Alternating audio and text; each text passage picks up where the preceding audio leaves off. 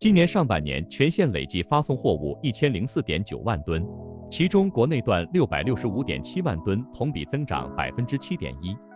国外段339.2万吨，同比增长33.4%。从彩云之南到老挝，一条钢铁巨龙在中老土地上纵横穿梭，成为中老两国发展的新引擎。从开通运营以来，中老铁路运输能力和服务品质持续提升，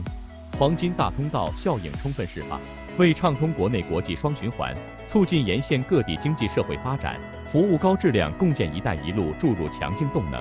促进中老两国经济发展。今年上半年，中老铁路货物运输持续增长，开行货物列车9181列，特别是老挝和泰国的榴莲、山竹等水果的运量显著增加，同比增长140.2%，使更多的人实现了热带水果自由。中老铁路充分发挥蓝莓快线国际货物列车品牌优势，通过升级运输方案，确保进口水果的及时运输和快速通关，促进了两国之间的贸易往来，实现了互利共赢、共同繁荣。